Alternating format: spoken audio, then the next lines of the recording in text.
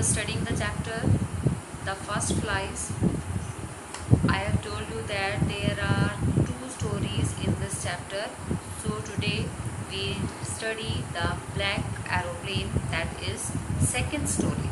This story is about a person who is a pilot, and when he flies his aeroplane, it became very dark and he was very afraid. How he overcome his fear, we study in this chapter. Okay, let's start. The moon was coming up in the east behind me and stars were shining in the clear sky above me. There wasn't a cloud in the sky. I was happy to be alone high up above the sleeping countryside. Narrator यहाँ पर कहता है I hear narrator the moon was coming up in the east. ये जो चांद था वो अभी ईस्ट डायरेक्शन से राइज अप हो रहा था बिहाइंड मी, उसके पीछे से. It means he was going towards the west direction.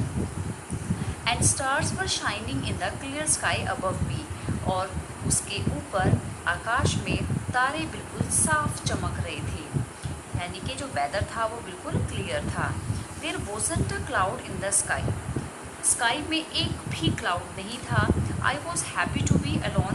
और वो बहुत खुश था कि वो बिल्कुल अकेला उड़ान भर रहा था. High up above the sleeping country side.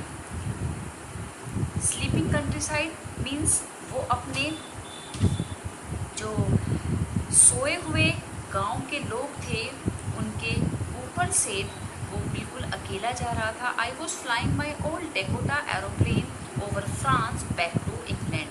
और वो अपने डेकोटा एरोप्लेन से वापस जा रहा था फ्रांस के ऊपर से इंग्लैंड जाने के लिए. To back to England, England वापस जाने के लिए वो अपना एरोप्लेन लेकर जा रहा था.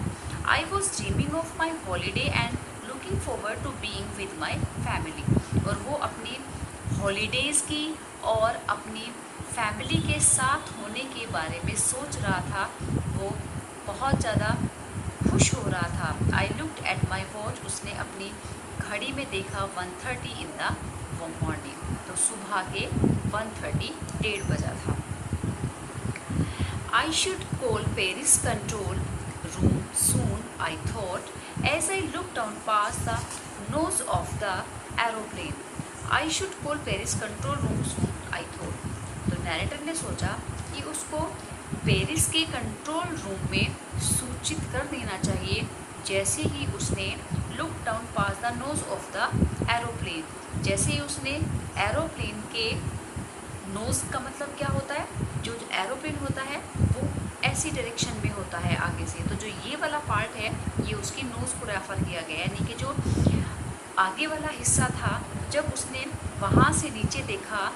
I was the lights of a big city in front of me. तो उसने देखा कि उसको एक बड़ा सा शहर दिख रहा था, लाइट अप था, पूरा रोशनी दिख रही थी. I switch on the radio and said Paris control Dakota DS088 here, can you hear me, I am on my way to England, over. तो उसने I switch on the radio. तो उसने radio switch on किया और बोला Paris control Dakota DS088 here, can you hear me, क्या तुम मुझे सुन रहे हो, मैं इंग्लैंड जाने की तरफ हूँ, रास्ते में हूँ. और ओवर बोल दिया. जब बात ख़त्म हो जाती है तो ओवर बोलते हैं. The voice from the radio answered me immediately DS088 I can hear you. तो उधर से रेडियो ने तुरंत ही उसको आंसर किया कि हाँ DS088 मैं आपको सुन सकता हूँ. You have to turn 12 degree west now DS088 over. और उस रेडियो ने उसको डायरेक्शन बता दी कि उसको वहाँ से 12 डिग्री वेस्ट डायरेक्शन में मुड़ जाना चाहिए. I check the map and the compass, switch over to my second and last fuel tank and turn the Dakota 12 degrees west towards England. तो उसने अपना मैप और अपना कंपास चेक किया.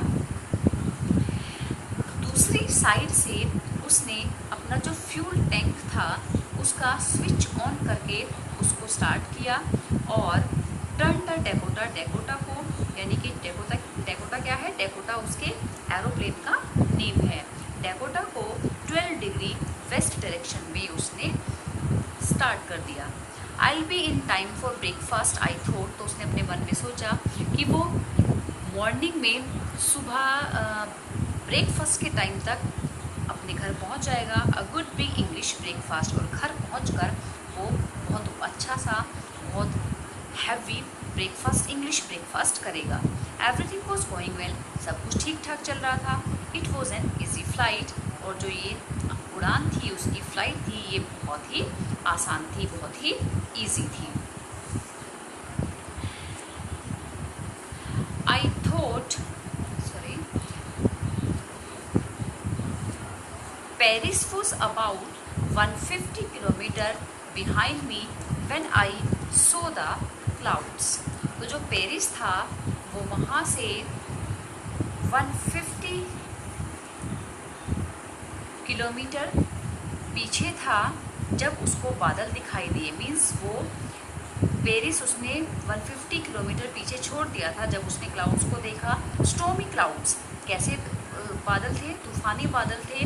दे वर ह्यूज, बहुत बड़े थे। They look like black mountain standing in front of me across the sky, और वो कैसे लग रहे थे, बहुत बड़े बड़े उसके आगे खड़े हुए बिल्कुल ब्लैक माउंटेन जैसे दिख रहे थे, मानो वो उसके सामने आकर उसका रास्ता रोककर खड़े हो गए हों।